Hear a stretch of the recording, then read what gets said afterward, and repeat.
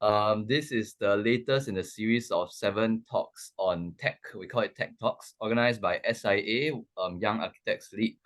So SIA YAL, I'm sure most of you would know who we are, but generally we are a group, a subcommittee within SIA. We are really trying to help the younger side of the profession to grow, develop, learn, and basically prime ourselves for the future. Yeah, so my name is Alvin. I'll be the moderator for tonight. We jointly organized with Wen Wei. And tonight we have with us Professor Carlos Benon. I'm pretty sure a lot of you know who he is, because I see a lot of big names coming here. But just to give a bit of introduction, he is a very, very well awarded architect hailing from Spain. He runs his own practice in Spain, as well as a practice from SUTD.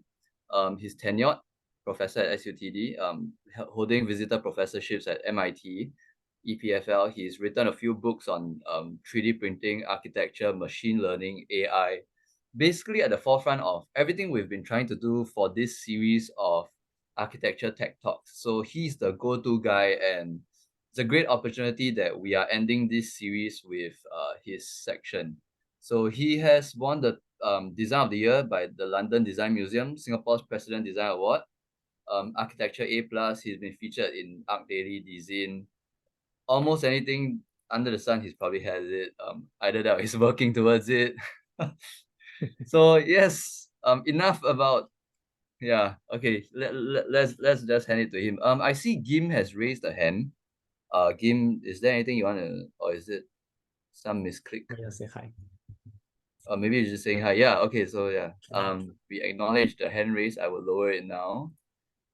Okay, Ken. So what's gonna happen is Professor Carlos will go through his section. And after that, we're gonna have a Q&A, and it's an open discussion. Please feel free to raise anything you want. The whole session should end by about 8:30 to maybe 8:45 if there's a lot of discussion going on. So thank you. Over to you, Professor. Well, thank you so much for the super generous introduction. Well, I'm really honored to be here. I see some familiar names. Thanks for being here in today's evening. I'm sure that for many of you it has been a long day, also for me. But yeah, really always like happy to share about what I'm doing and what are my next steps, like delving into this amazing world of AI in architecture. So I think, well, we have 1 hour plus. I mean, I'm really open to stay longer. I don't know. I just prepare a talk about like 30 to 40 minutes. I will show, well, how things change, like from 1.5 years ago to now, for me, thanks to AI. And I will prepare, I will show you around a number of like experiences from when I started to where I'm right now, what is pointing out to the next steps for me. I think I just disappeared from the camera for some reason, but I think I'm still here. Okay, so let me share a screen. I think the connection is a bit strange. Let me just reset the camera again.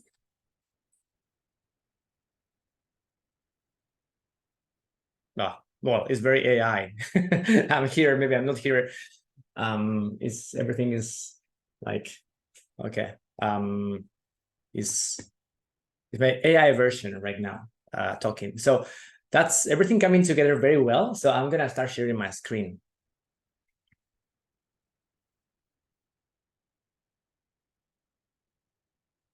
Just give me a second.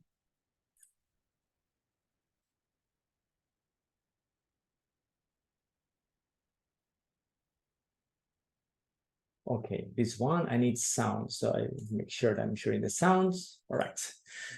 So hope that you can see my slides. So it's not much about me right now, it's about the work. So well, I coined this talk More Than Words, AI in architecture. We are used to seeing all these tools that allows you to create many things with words. What I want to convey here is that it's way more than that in our field, in architecture. So I'm going to show you around my journey from imagine to control in creating architectural designs with AI. So the first part, I'm gonna focus on my journey in Midjourney, and I will follow up with taking control with Stable Diffusion, and the last part is more of the exposure and the dimension that my work is getting through to social, thanks to social media. So the first part is, well, mostly focused on Midjourney. I think you all have heard about Midjourney, and maybe most of you here have experimented with Midjourney. And for me, when I started with this tool, I was really amazed by the place that this tool took me to. It's like really unexpected, very uncertain. And I think in architecture, we always like to be drifted a little bit to some new places. So I think you know me mostly by my work in additive manufacturing. This is one project that I recently finished for Gardens by the Bay using digital design. So my background, besides practice, is on digital design and 3D printing. So I've been working on that for almost a decade. And maybe that's why I connect so much with AI right now, because my education on digital design and programming really make me feel so familiar when I was working with AI. And also I feel that these two fields, like digital design and additive manufacturing, are very close and really complementary. They complement each other to fulfill a new kind of architecture. So, well, this is the pavilion that was driven by achieving maximum likeness and extreme precision on the construction. The idea was zero tolerance, like close to the millimeter connections. I know where the material is placed everywhere here. So that was my obsession, to control everything. So we assembled the pavilion, and then, well, then in July 2022, Midjourney just, for me, it was like a revelation. I mean, it was Midjourney 3, so I read slightly late. I think I missed the very early version. So Midjourney 3 for me was like a tool that allowed me to test all these ideas about likeness, ideas about ethereal architecture. So for me, it was like a very impressive way to quickly develop certain concepts that you are maybe obsessed with as an architect, and to get instant results. I quite enjoyed the aesthetics. It's not perfect. It's very fibrous, very unfinished sometimes, but it gives you a very realistic approach will still allow some space for speculation and imagination. So these are my first prompts. This was what I first did when I got Midjourney, and for me it was like, wow, this is something new. I can really talk to someone. That person can really give me something back, and we can continue the dialogue. And that was maybe something that I was not expecting to happen that soon in architecture. Whenever I was asked 3-4 years ago about AI, I thought it was not going to come in to our field in such a strong way. And for me, it was a revelation. So I was able to work on this, on the train, in the car, on the plane. The platform for Midjourney is actually, it's a cross-platform. You can use a laptop, you can use a mobile phone, and you can basically get into this kind of prompt architecture where text becomes image. So maybe just to give you some context, I know that many people here see that they are very well experienced with AI. Maybe some people are new to the field. So one thing I want to maybe just share in a very, very simple way is like how a prompt works, at least how I understand prompts after many iterations working with it. So if we wanted to create a prompt, we will evoke certain words, certain concepts. Here, I'm creating something with a reference to Janet Edgelman installations, the ethereal installations that she's brilliantly making. And I'm putting here images of something that could be evoked by the prompt. So when I put here choreography of a female dancer dancing, it's not just a physical image of it, it's also the movement, it's also references to it, it's also certain geometric properties, or even materiality that is going to be conveyed, or even sequences about like how things are articulated. So when we're using a word, it's not just a word that depicts one single concept. It's really open and paints with color your whole prompt. So here we're talking about dancing, we're talking about the wind, and all these things together will create something. So it's not a sum of 5 images. It's not like that. It's definitely referencing all the many geometric and material properties that are accumulated in the data set, and will be put together in a very unexpected way. So this is the one prompt that I just made using Midjourney version 5. No, actually this one is 4. And it's an older version, but you can see that all the elements somehow are here, the likeness, the dancer. And well, there are ways we can actually control a bit more the making of the prompts, which is using a secondary prompt. And with the secondary prompt, like two columns, we can actually create a nuance to it. We can combine 2 prompts, and then we can add more context. We can add more nuances to improve what we get with what the simple prompt.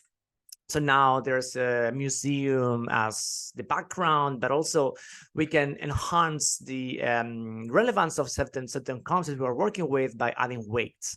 So working with Midjourney and also Stable Diffusion later, I will show you around, we can work with weights, and the weights are basically a method to push certain words at the forefront. They're going to be the one leading. So in this case, I'm using fabrics, and it's all about the fabric. So fabrics will be the priority when generating this image.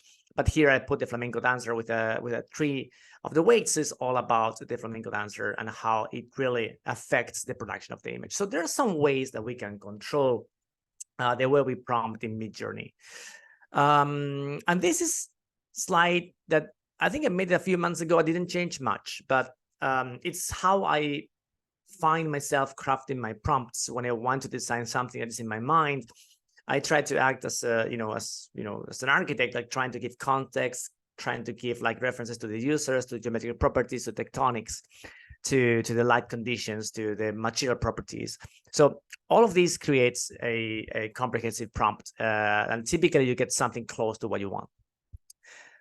So this is actually, we are still in August 2022. I'm going, more than 1 year ago, when Midjourney 3 was extremely trendy, and I was able to produce these images biasing the outcome by changing the proportion, by trying to find my own vocabulary. This is a new world, and we need to find our way to talk to AI. And for me, it was like, I need to relearn. I need to find another way to connect to computers differently to what I did before with Grasshopper, or what I did before with when I was coding C# or assembly language. So it was like, okay, I need to reconnect to technology, and it was an amazing experience. So immediately I was thinking of ways to turn 2D images into 3D. These videos were shared by August and got widespread because it was an attempt to bring AI algorithms that are able to turn a 2D image into a 3-dimensional model, or let's say 2.5, because it's not fully 3D.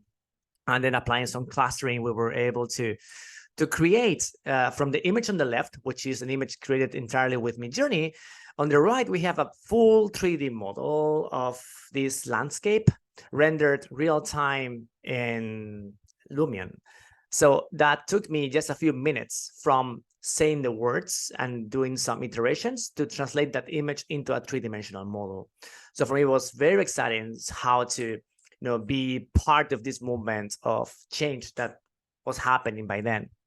So I immediately started to bring my design obsessions and things I'm really working actively when I teach, when I do my practice, which is like integration of architecture in landscape. And I was trying to get what kind of insights I would get if I start prompting in that direction to Midjourney, and find this hybrid construction between something man-made and something natural, which I think is the paradigm of what we do when we work with AI. It's a mix of like human and nature, in this case, artificial nature.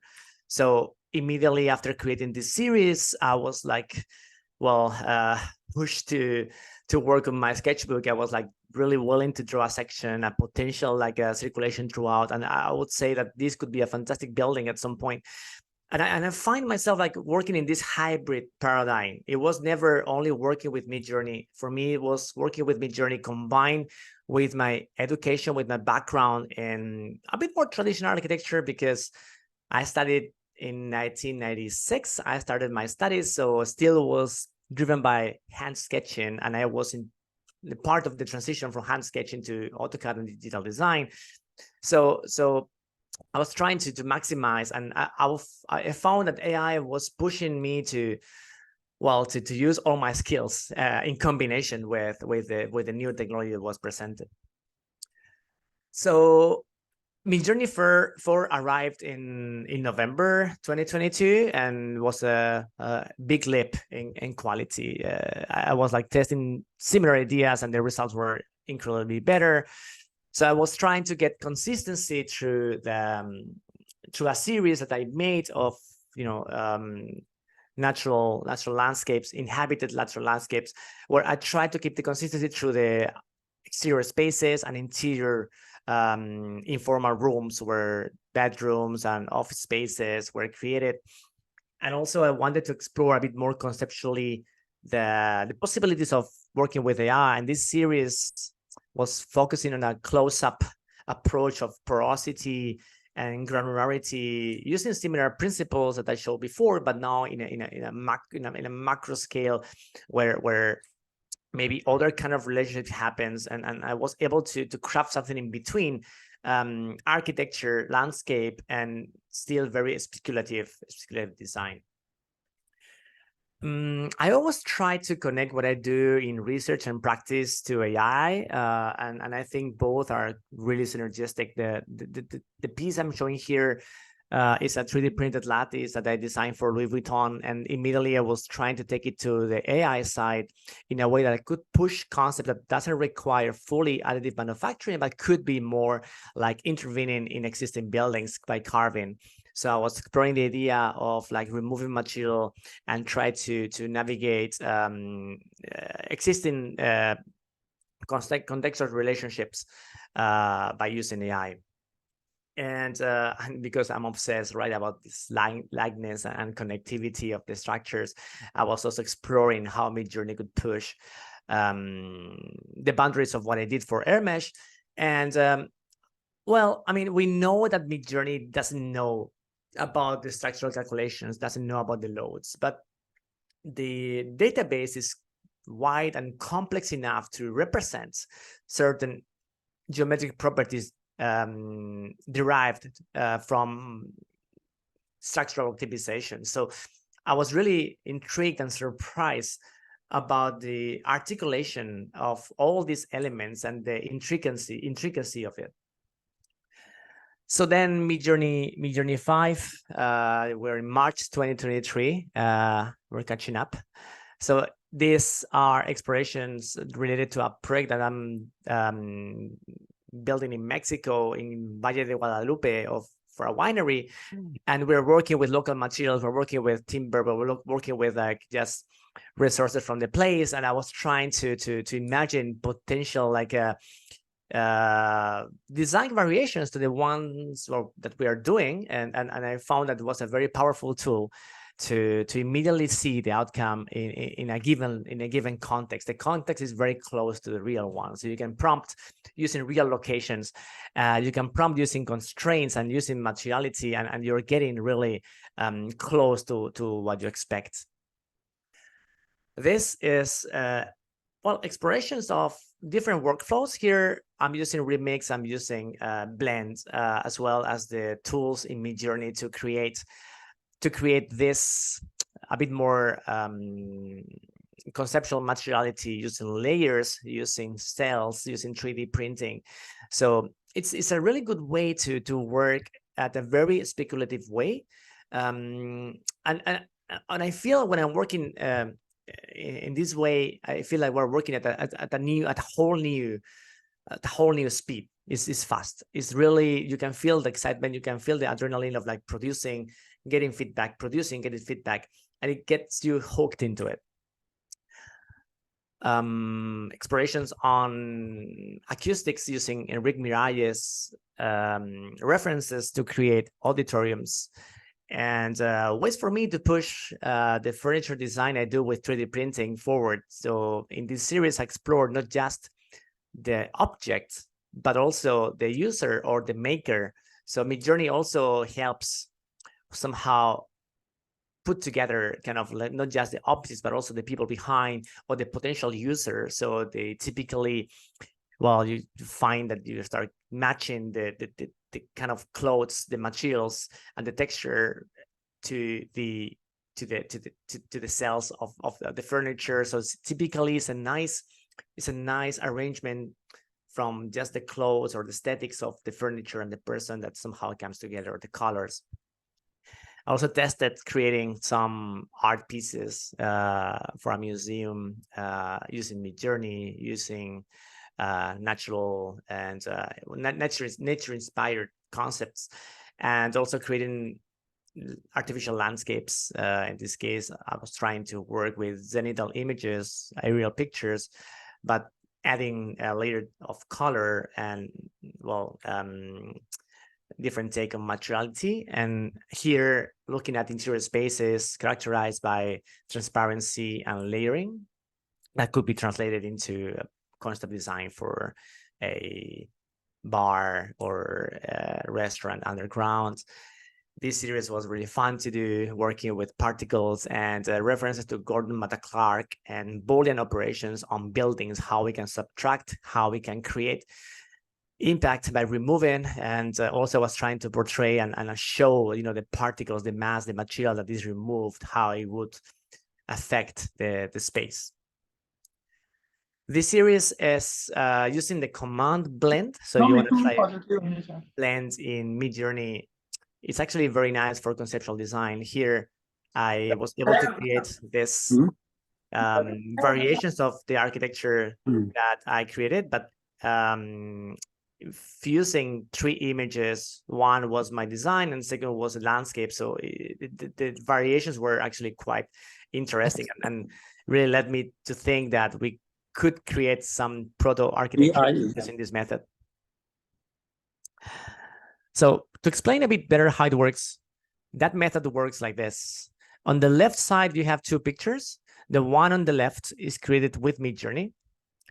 The second picture is a design made by Stephen Hall.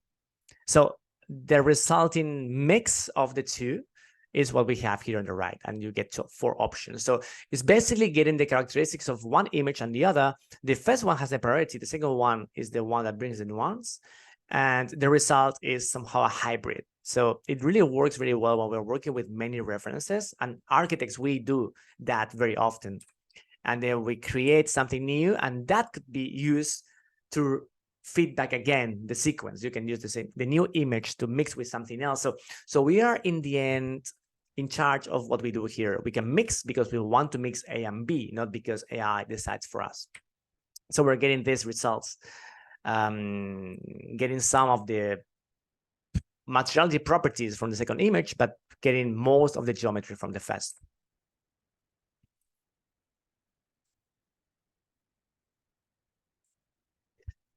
So we're moving to the second part. The second part for me is what it got me really hooked, what it got me really intrigued about AI. It's when we take control. We want to gain the control back, and it's not just AI saying things. It's both, like combining the powers to create something new.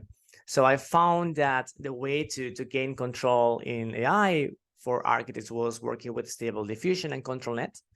And this interface is not, I would say, the easiest to control, but I would say it's a fantastic tool that when you master, you can't stop working with.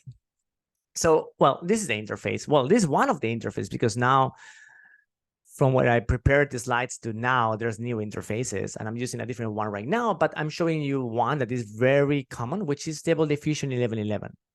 So this one is a interface that allows you to introduce a prompt, which is basically a prompt is the number of words that we're going to use to create an image, a 2-dimensional image.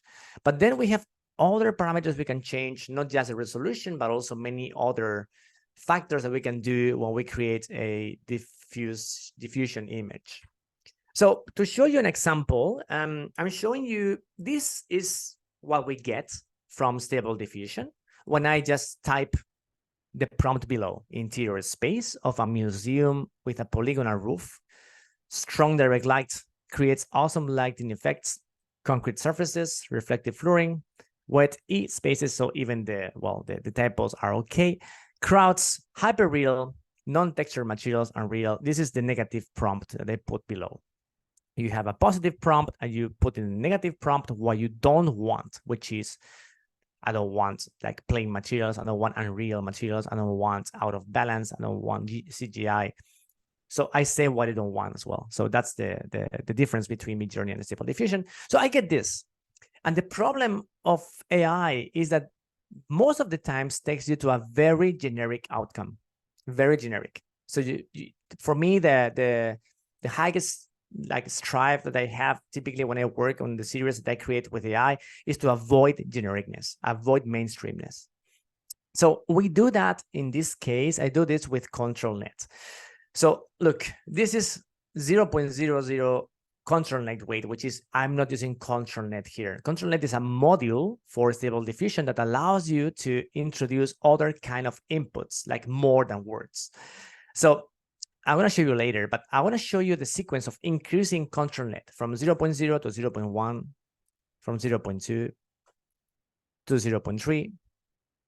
And you can see that there's a bit more character in the geometry, 0.4, 0.5, very different to the original one, right? We start seeing all these planes, we start seeing all these intersections, a bit more deliberate.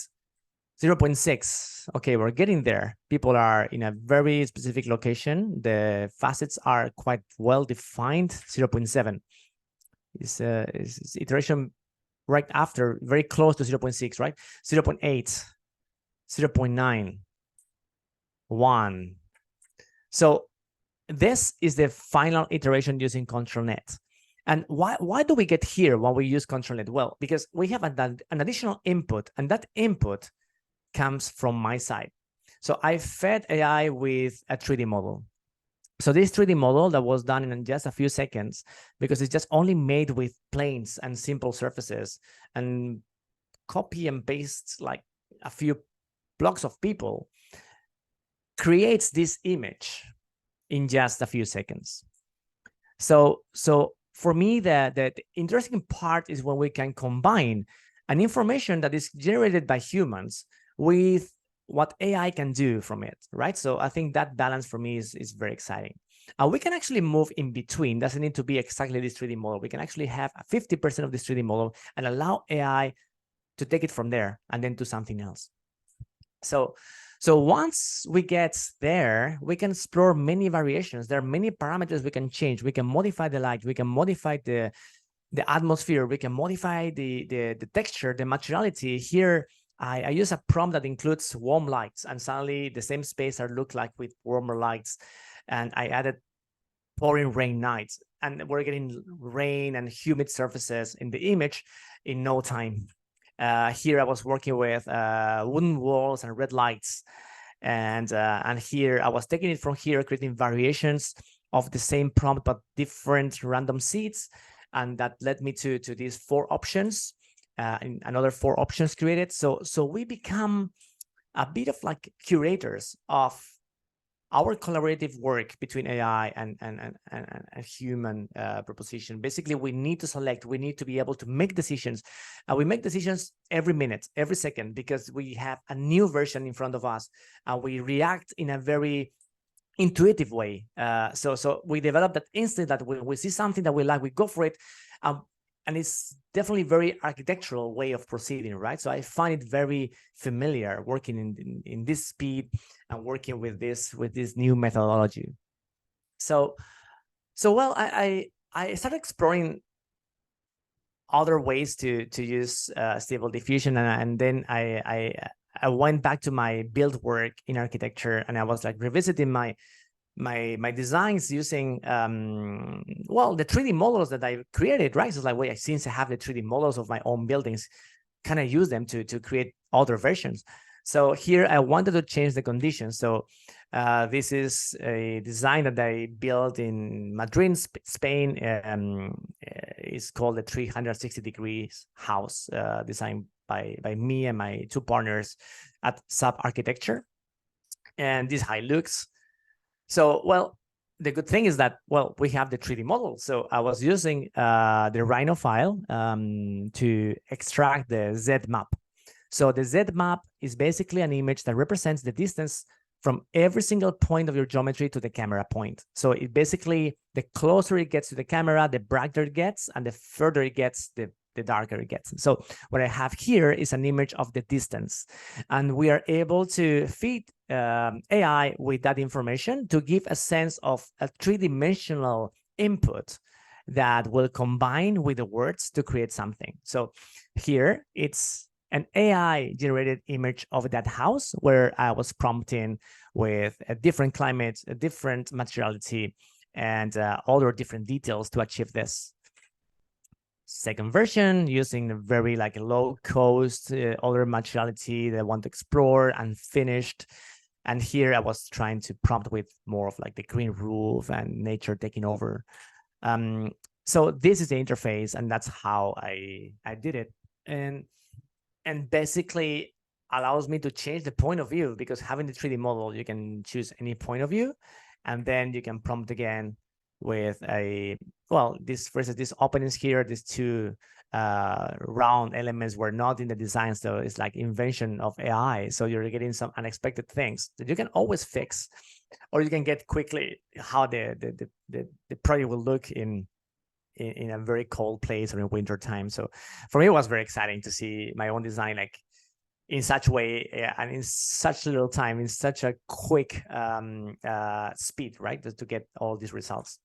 So also, I thought that was good to explore maybe the potential of the function using generic geometries. So in this case, I will explore with some of my students how to work with the function as the variable and keep the geometry as a neutral element. So in Core Studio, I was implementing this way of like, well, we have a neutral geometry, which is this vaulted space. What can it be? So sometimes we don't know the function. We have a certain geometry, so we start prompting using certain atmosphere parameters. Like in this case was like a train station, or this was kind of an old train station, like more like going back to the old materiality with steel frames and so forth.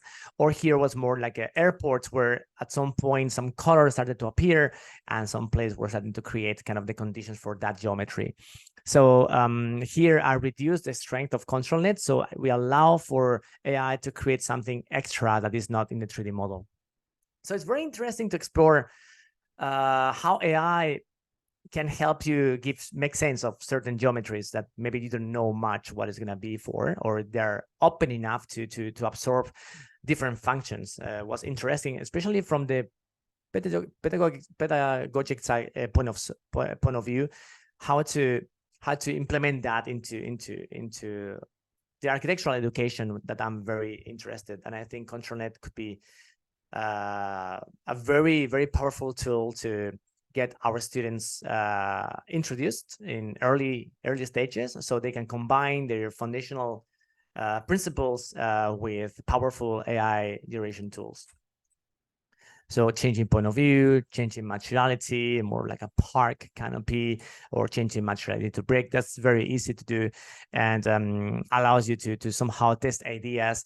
Sometimes you test the idea and you see the idea materialize, which is a different feedback. So here I'm sharing also an inspiration done on change of context. Here I'm using property that is called segmentation. So basically, I'm using AI to identify the elements of the image. So this building by my beloved friend Fabrizio Barozzi and Vega, this project basically shows a number of elements. They're clustered in different colors. Each color is created to assign a color to a certain meaning. So that is done with AI directly. This is not handmade. This is already with AI. And then by keeping that layer in ControlNet, you can actually change the context, and the building will change according to that context. So that was my inspiration here. And this is a small video showing that.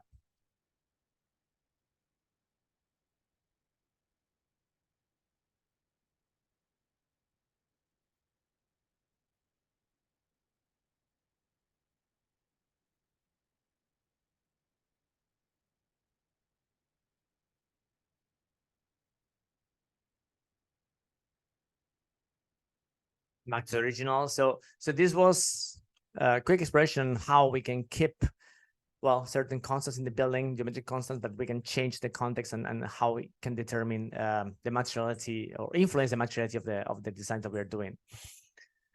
Other expression was on the spatial configuration. In this case, on the left-hand side, you can see the original picture of Stephen Hall's house.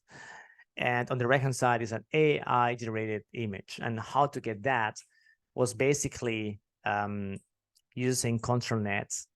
And what we extracted from the image was the lines. So these lines are, again, are not drawn by me. These lines are extracted using AI. So it can tell the basic lines, the basic geometry boundaries from any image. And you can use these lines to craft a new image based on the original picture and your prompt.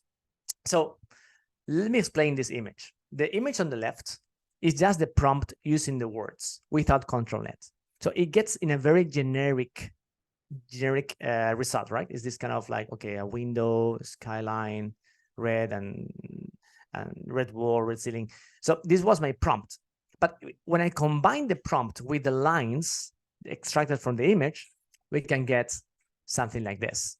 So we are applying the prompt to a physical space that AI is able to understand because we have the lines, and also I combine it with the segmentation. So it knows when it's a picture, it knows when it's a table, it knows what is the window. So that combination is quite explosive because for interior design, it's a game changer. You can change, you can take a photo of your space, you can change it in no time, you can give your client options. Even for yourself, you can just explore ideas you have in mind in no time, and you can get that feedback. So that for me was like, again, feeling that the vertigo of like working at such a high speed, and for me, it was very exciting. This is another exploration. On the left is an image created by me using Midjourney. On the right are the lines extracted by Stable Diffusion. And then also I combined the 3D map extracted from Stable Diffusion to create new images where the light was changing. I wanted to change the light conditions. I wanted to change like to a night image. So this was like very quickly done using Stable Diffusion. So keeps the geometry, keeps the materiality, but the light is completely different. Also, we can and now from this slide to now we have actually new methods, but this basically creates from the image that we had before a point cloud, and from there we can have a 3D model, and that 3D model can be used to create a new set of images. This is a homage to Philip Scherer. So I always have been impressed by his work and the clarity of and the realism of the images that he made. And this was an attempt to use his work to change the materiality using AI. So this was like, taking the information from his work to create alternative realities where maybe the openings are shifted, the materiality is changed, but it's still achieving a very realistic approach derived from this original conceptual architecture. So so we can see here different options created with Stable Diffusion. And this one was actually quite interesting, working with the image on the top left is the original image. The bottom left is actually the Z map created with AI. And then all these images are the result of combining graphic plus textual information, changing the scale, changing materiality. And I was really mind blown by the results. Another exploration was working with sketch to space, and in this case I didn't want to use my own sketches, was using sketches that we all know, in this case sketches from Kazuyo Sejima, Insana. And the idea was like, what if Sana had AI by then, and after sketching, they can see already the final result of that sketch. So for me, it's very interesting because that never happened before. We always can imagine, you always try to make like a photo montage or a collage or finding references, but here you can go from beginning to end in stage one, right? So these are speculative designs directly extracted from the sketch. So prompting open architecture, prompting park and thin surfaces started to create a bit more abstract eventually, but also could be quite realistic, like this one here, using some of the Sana materiality coming from the Serpentine Pavilion, and all these layered kind of park where architecture weaves with nature, or this one as well, where the shadows and the roofs are somehow weaving a very interesting space. So I find it very, very powerful when we look at materiality change. And recently, I created a series with a new model for control net and stable diffusion that allows for hyper realistic images, and you can recognize these buildings here, the one from Zaha Hadid, the Florence Cathedral, or even Sydney Opera House on the right hand side. And those are reimagined fully using AI and finding ways to turn them into a bamboo constructions. These are, well, the Rolex Learning Center and Herzog and de Meuron Museum in London turned into inflatable structures. And you can see that it's not just the geometry, it's also the context, how they are preparing for the, well, technology ready for inflating the material, the infrastructure around. It really, really gets the point of what we're trying to do here. Again, back to bamboo, the Colosseum, or I think the one in the right you will recognize, most of you, from Woha, and well, the one from Bjarkingels in the brick version, right? If the budget was low, you only can work with a very conventional architecture, what would you do? So it's very interesting to see parallel features or parallel universe, like by using AI. Or the one on the right hand side, maybe you're guessing.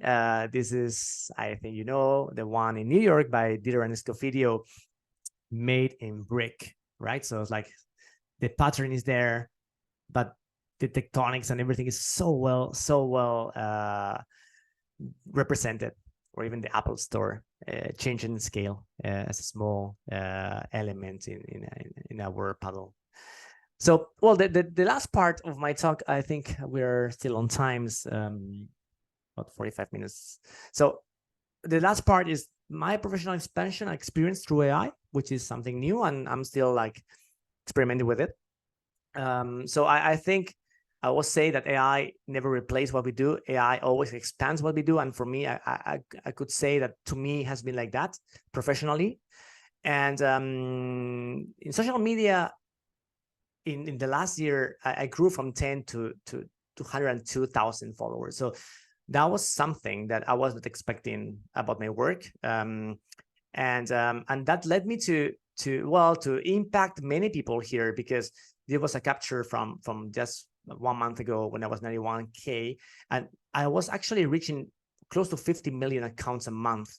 So that was really insane. And for me, it was like, it's not about like relevance in social media. For me, it was like, wow, I can really share things I do with so many people. And then I found that it was a great opportunity to share what I do and to try to inspire more and more people by using AI. So right after I got distraction, I started getting this collaboration. This is the first one that came up with Opaque. It's an artist in UK that wanted to work with me on some installation for Beijing coming up next year.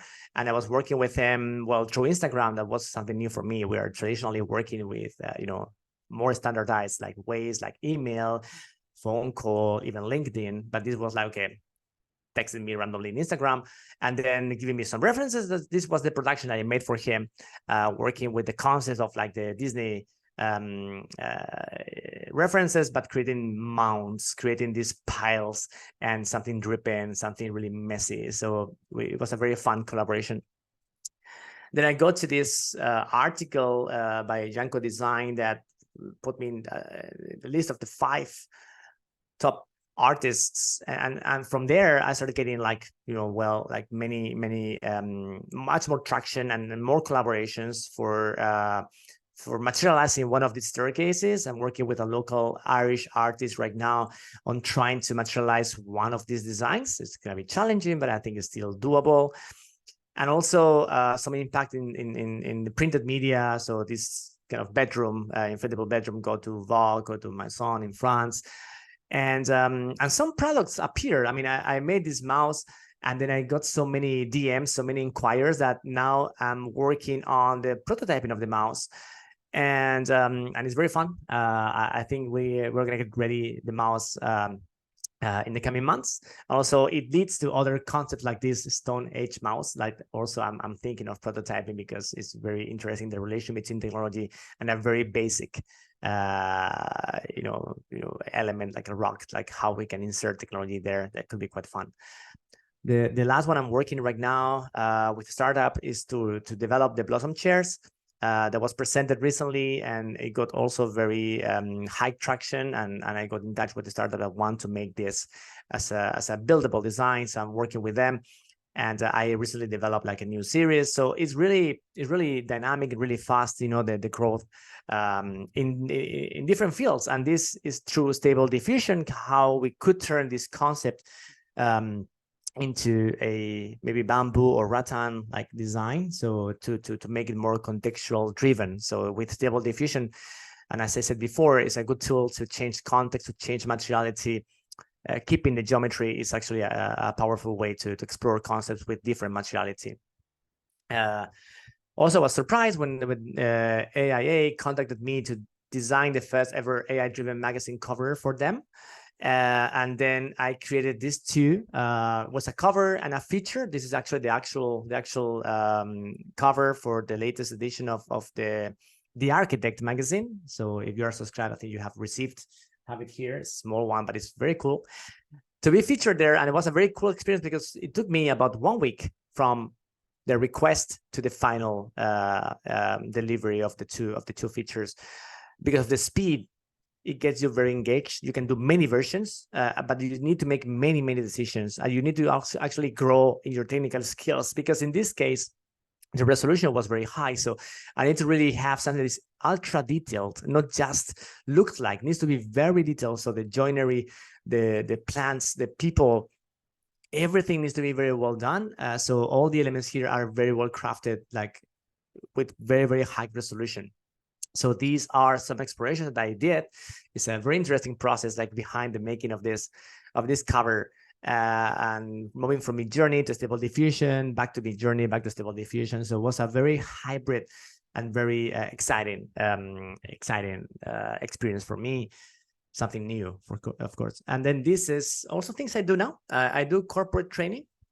So I was approached by Logitech Europe to craft a workshop for their employees. And it was very fun because actually it was only 3 sessions I crafted for them. And their background was not very savvy in digital design, but they were able to really get the company to a whole next level to create, well, conceptual designs like these ones, and also more realistic ones, like in between a bracelet and a mouse. So I showed them how to do this in between conceptual design and feasible design. And we also look at how we can control every single detail of the design with accuracy, precision, and also push new kind of materiality like this, well, very lightweight, almost inflatable mice with very interesting and beautifully presented outcomes. So it was a beautiful experience for me as well to work with them and to train a whole company like Logitech. So I found that I can add value to these companies that are not just from their architectural point of view, it's like from the product design, and I find really connected to that field too. Also, I'm doing workshops in a more general audience, like the ones I'm doing with PA Academy, a very well-known platform worldwide that enables well, architects, designers to learn new tools. This was the first version where I told strategies to take ideas between Midjourney and Stable Diffusion with high grade of realism, and I also taught my students how to start with a concept that could be an image, could be something else, it's not a sketch, and turn it into a building, like this crater building or this Delta River building, how to turn something that could be not very clear understood as a building, but becomes space, becomes landscape, becomes something else. So also working with Neil Leach on a new series for digital features coming up, and a new version for the control nets workshop with parametric architecture. I became a regular, so now it's like every 3 months I give a new workshop. And with them, yeah, I think now I feel like I'm starting to be able to position myself on how I understand AI after a year working on it, really hands-on. Before I was attracted, but now it's really my research. And I would say that now one of the things I really think is that, well, we have old rules, but AI is changing those rules. I mean, I think we are making new ones. We are creating a new space here, and I think I will be confident, about this hybrid human AI manifesto. So the first point would be AI doesn't replace us, it elevates us. So we are not just being overtaken, we're soaring to new heights fueled by AI wings. Second point is, well, AI unlocks a new design horizon. So AI doesn't confine us, it liberates us, and together we are rewriting the language of architectural possibilities.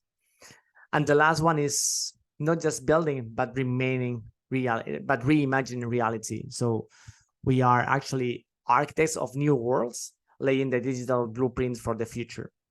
And I'm here quoting myself and ChatGPT 4. So these kind of things that I really believe on, and I believe on the constant collaboration between humans and artificial intelligence.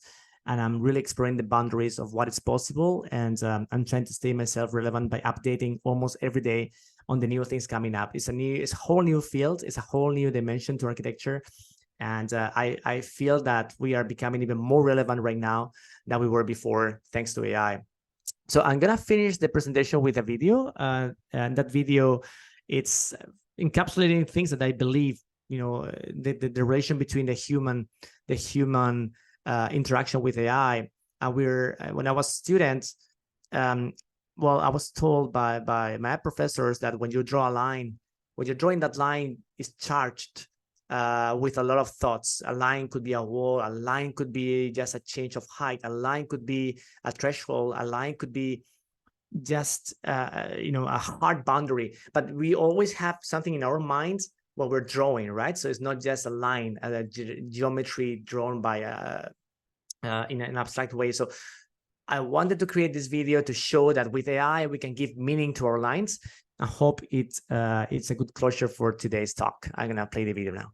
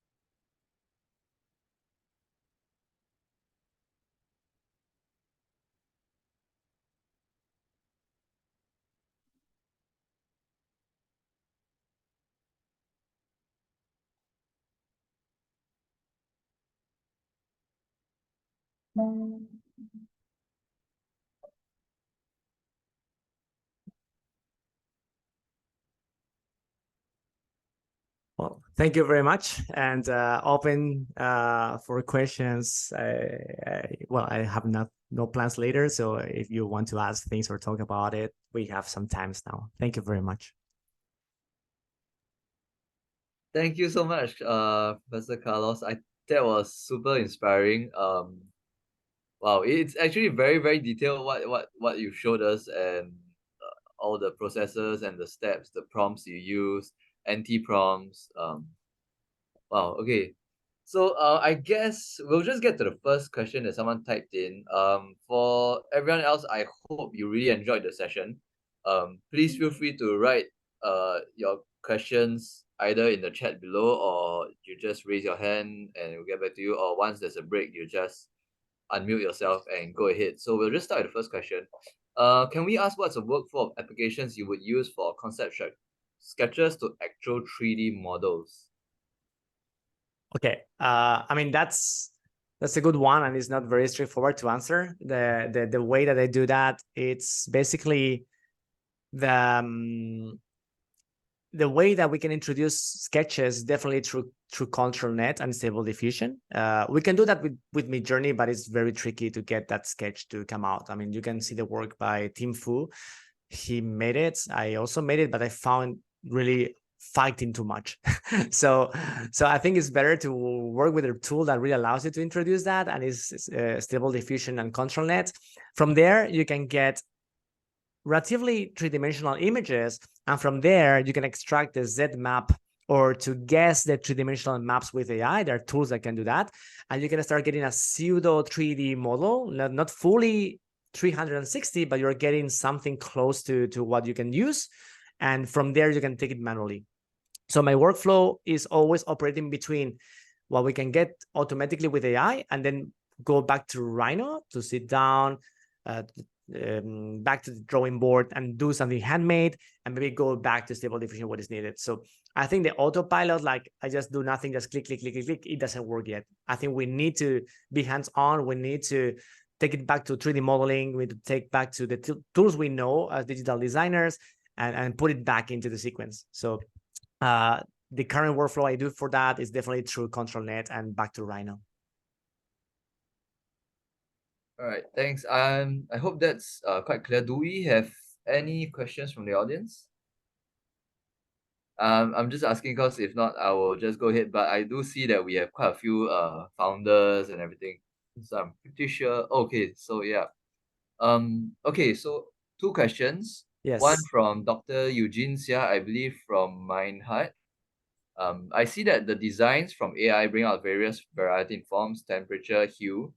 To choose the approach and expression is from the person controlling the AI. So is this correct? Do you echo these sentiments? For instance, I see some of the work takes some reference from biomimicry. Is that your prompts, or is it an AI invasion, as you say it?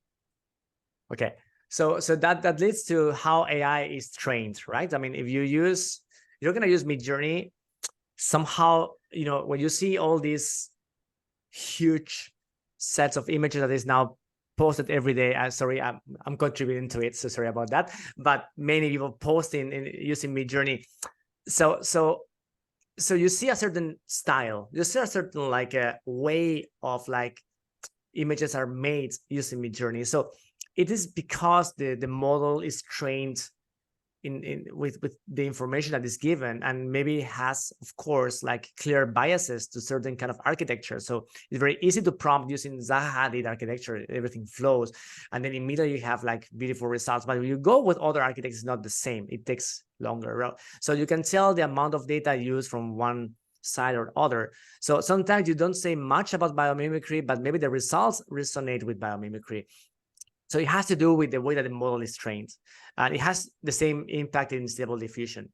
The good thing in stable diffusion is we can actually train our own models.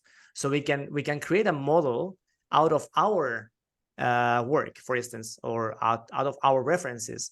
So what we get out of this is basically a mix of that into new designs. So one of the hurdles that we have with AI, or at least something we need to be aware of, is that it's biased. When you ask ChatGPT about something, it's biased. So we need to be able to either to overcome that, or to be at least aware that we're going to have certain biasing when we use AI. And then that's why we need to control, curate. If we don't want to get to that point, just block it, right? We need to just be somehow able and skilled enough to block that direction to go to where we want. So in a way, yeah, you still have to control where the AI goes because it's learning from all the rubbish that's being produced in the world, unless you create your own model. I mean, it's a lot of information. It's difficult to see where the information comes from, and it's fed with many sources. So and when we see the image is generated with random noise, and the amount of data that is used to create that image is very difficult to trace back. It's actually impossible to trace back what is making that image. But some models are biased because some more than others because the information is coming only from one source.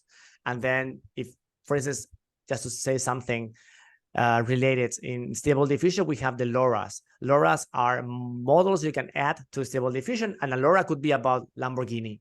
So when you say car, will be only a Lamborghini because it's only trained to draw Lamborghinis. So same for architecture, same for styles. So you need to, that's why I'm moving to a more controlled way of using AI, in a way that I can choose the sources. I can choose a bit more what I want to use to prompt and to create my architecture. So I can curate. And that's why we architects, we are somehow stepping up also as curators when we're designing. We design, but we curate the information that we use to give to AI. Okay, thank you for your answer. We have two questions from Razvan. Yes. I mean, Razvan was also a speaker in one of our earlier sessions. I'll start with the one that's more related to the previous question, also on control. So, in earlier models, GPT-3, GPT 3.5, GPT-4, or Stable Diffusion, earlier models, there was something refreshing and surprising about the vagueness of it, because it's completely unexpected outcomes. The model is still learning, but the latest versions are so precise and so polished that all the surprise is gone. So do you think there's going to be a point of overdosing on all these very perfect images, and do you miss some of the earlier accidents that spark new ideas? How do you work with it or around it? That's a very good one, Russ. I think you really got me on that. I think I think we're reaching to a certain plateau level in AI using Midjourney, especially Midjourney, because well, 5.2, and then it's all about the realism that we can get. Not much control, but well, the images are so perfect. Even the hands look much better. Architecture looks like so well solved somehow. But that realism at the beginning was, wow, exciting. We can get such a realistic image. Now I think it's becoming like, okay, everyone can do it. So when we can do that without not much effort, that realism, then I think we need to shift somewhere else. I mean, shift focus maybe back to the concept, back to what we can do with the tool rather than the tool itself. We know that we can do that crazy rendering. We can do that incredibly realistic image of something that doesn't exist. I think now the challenge is what we can do with that beyond that, because yeah, we have been there for quite a while, and that's why I think we need to find other kind of workflows that is not just using one tool, because if you limit yourself to one tool, that tool determines what you can do. But if you are open and you're flexible to combine your background as digital designer, as more of a practitioner, combining your sketches, combining your 3D models, combining your words, I think is when you can actually try to find something more unexplored. And I agree with you that I miss a bit of the style of Midjourney 3, 4 when it was not so perfect. These kind of fibrous like images, more like drawing, realistic. It left something open to imagination. And I think we architects want to have always that space to dream, right? When it's so perfect, at some point it's a closed product. And I think we like the openness of something that could be interpreted in different ways. So maybe we're moving into a next round of AI where, well, quality in terms of realism doesn't matter that much. We assume that we can all do it, but maybe there's something else about the workflow that is new, like, oh, you made this simple diagram into a built object in no time, for instance, or you were able to create that building by integrating different workflows, or maybe the materialization of your designs into the real world could be something that everyone is trying to achieve. So I think we're setting new goals. Just creating beautiful images, I think, became the standard. Yeah. So I guess in a way, like the cover of that AIA magazine that you did, it's not about how beautiful the picture is. I mean, it's a given that the image is going to be beautiful. It's about how do you manage to get there? And what were the processes that you took? Because I mean, if you produce a chair, smaller object, a mouse, I guess it will be a simpler process. So Razvan is also asking, where did you encounter the most challenge when scaling up to almost kind of a city level rendering? I'm unmuted, so I can ask my question. All right. Yes. Cool. Yeah, thanks for that, Carlos. Actually, that was a tough question that was thrown my way, the previous one by Josh Komarov last time I spoke, which is all about that perfection, right? There's Yes. nothing left to imagination, which is so confronting. Yes. But I think, I mean, looking at all the work that you've been producing steadily over the past year, and something that I guess everyone who's been tinkering with AI is encountering is that idea, but the notion of scalability. So what I can see in a lot of people's work is that there's always a sweet spot or a breaking point where things no longer look effortless. So the question was around how, when you articulate larger, more complicated architectural spaces, it's really hard to avoid clumsiness. But when you create something smaller, like your chairs or the mouse or other things, there's something seductive, like you can almost imagine how it would be put together. So I'm wondering, where did you find your sweet spot so far in AI, and where was that breaking point in your studies where you could no longer scale up certain things without taking either a lot of effort or they stop making sense altogether? That's another really tricky one. I didn't prepare the grenades. It just comes to me because I listened to your lecture and I was really keen to hear it. No, I mean, it's very, I mean, it resonates a lot of the things I really think about when I'm doing AI, right? It's like, well, it's true that scale, in terms of like how to materialize, it really makes a difference. Like working with a small piece like a mouse, definitely was immediately thinking, okay, I can make it now. I can make it because I know how to make it. So I just need to get the team and just get it done. So that for me was like immediate. I got a product I can make. So the translation was, well, through 3D printing, but because I want to also push that technology and also the materials I use to make it in a sustainable way, but it was a great trigger for me to have something else to work on. And the chairs are the same. The staircase was a bit more like long shot because the scale is more different, but it's a bit bigger, right? So it becomes a bit bigger. Then you need budget, you need a client. So I got the client, but the budget is not there. So now it's like trying to figure out all the components of the equation to make it happen. I definitely scale. It's a constraint. I think maybe when it comes to conceptual design, maybe it's not that much, because you can find people that maybe ask you, hey, what are your fees to come up with a conceptual design for I don't know, for a tower or for a villa or for this resort we're doing. And then basically using AI because they want to have the AI, and then they ask you about only the conceptual design. Maybe the materialization you're not going to know anymore. But that could be a way that, okay, you can push certain like ideas through your AI expertise and try to get it done. My interest is not much in that. I mean, I got approached, but I don't really get the joy on like just doing conceptual design and be detached. I really want to make things happen. So I would say that very close to what I did before with 3D printing. I think when we work with small scale, like 3D printing, the table or the other things I've done, I think you learn a lot. So maybe doing small experiments from AI, like from the mouse or the chair or small scale objects, require some expertise in 3D modeling and fabrication. I think that for me could be a learning steps. Learn some learning steps to really get into a more spatial and a more large-scale intervention using AI. I always try to fit AI. I mean, I don't rely only on that, but whenever I have a commission, whenever I have a request, I try to use AI at least to bring some insights.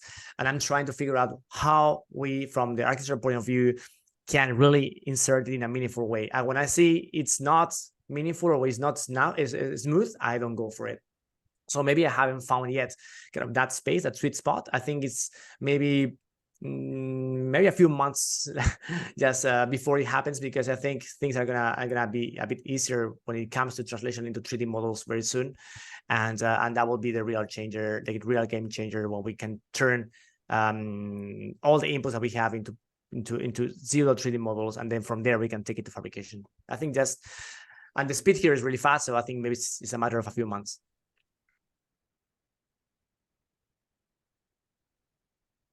Razvan, do you want to continue with the follow-up question? The last one, and look, I don't want to hog the Q&A. It's probably the shortest question I've ever asked, which is, who are your AI heroes and why? Well, that's a bit personal. I mean, it relates to my experience, right? I mean, I got very inspired recently when I was in Milan, the Milan Design Week. I got invited to give a talk in the Milan Design Week, part of like the Archi products, and there I met Tim Fu, who became a very close friend, and I really I really appreciate his energy and his vision and the sharing. So that's why for me has been always like a reference. He's very young. He just quit Zaha Hadid. Now he's running his own office because he's getting a lot of traction. But I think my conversation with him was actually quite deep about like the future of architecture, the future of AI. So has been a constant reference for me. So he could be my student because it's a different generation. But I really got inspired by him. And that's why I think AI is changing the game. You can be inspired like by a very young generation of like people really taking control of it. And I think Tim is one of them. I would say that Arturo Tedeschi is also a reference for me. He's a great designer.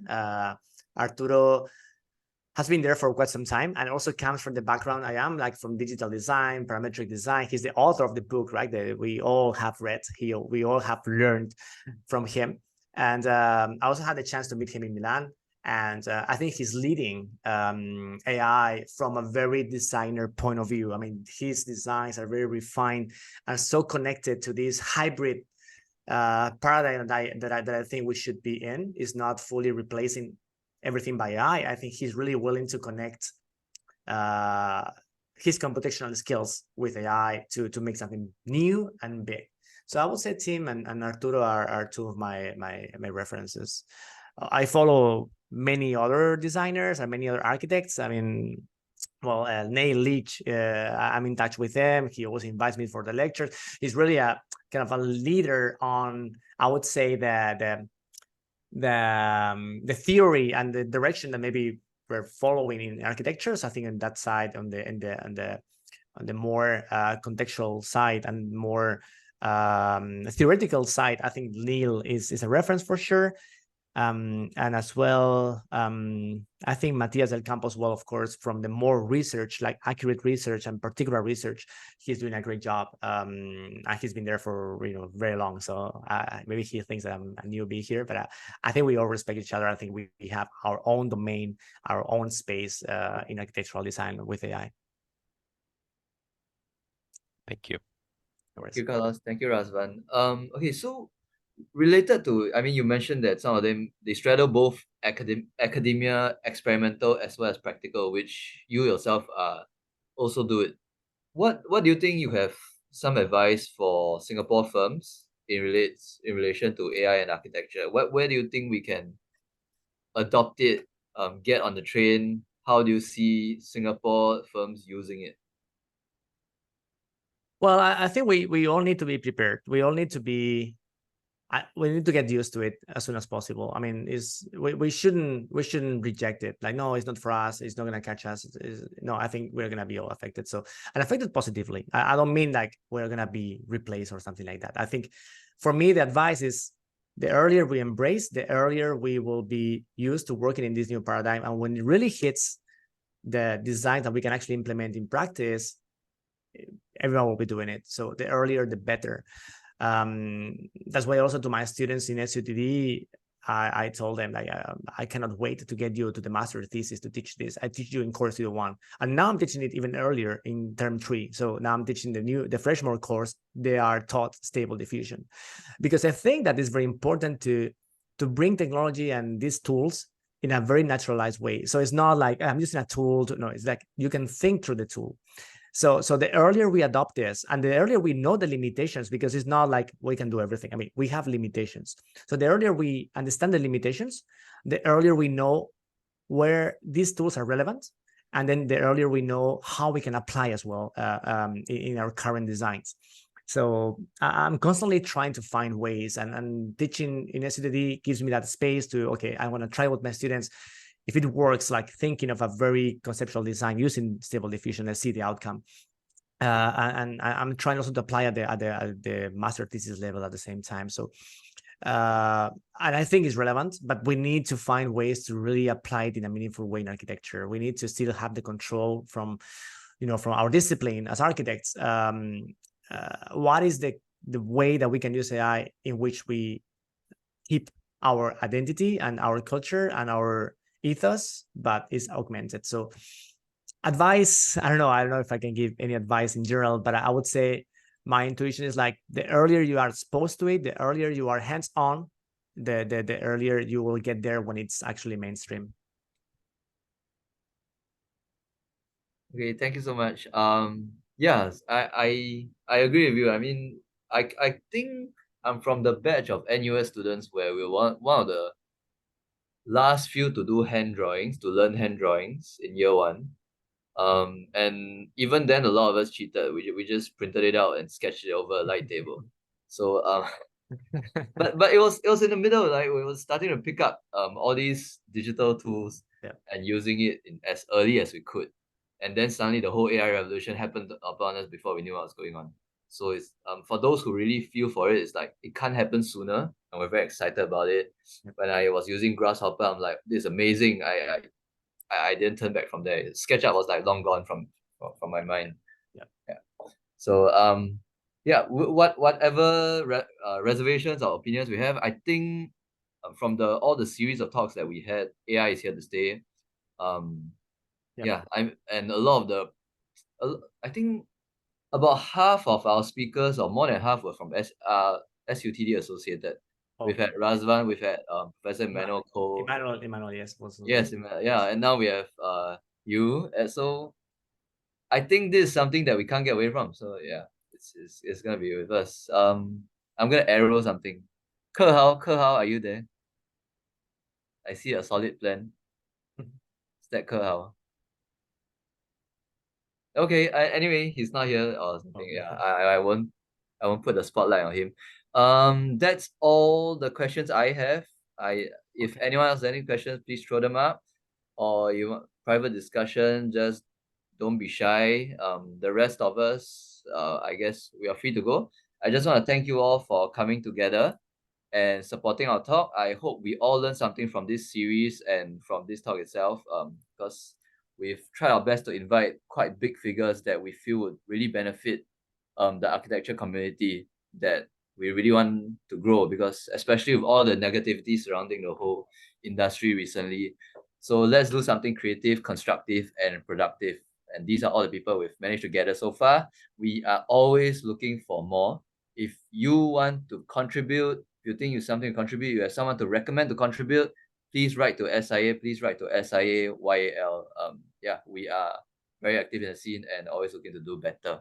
So thank you, Professor Carlos Bennett. Thank you, SIA, for having us, and thank you, Wenwei, for organizing. I'm just a moderator talking my ass off. Yeah. Thank you all. Thank you very much for the invitation. It was a pleasure to close the session. And well, I really want to congratulate you, SIA, for the initiative. I think it's great. And hopefully we can bring as well more optimism to the discipline. I think this AI era, I think for architects, is a new rebirth. So I really look at it in a very positive way. So we should be embracing it and really take control of this coming times. I think really optimistic about it. Hopefully we can see that coming in the next years. Thank you, everybody. Feel free to follow Professor Carlos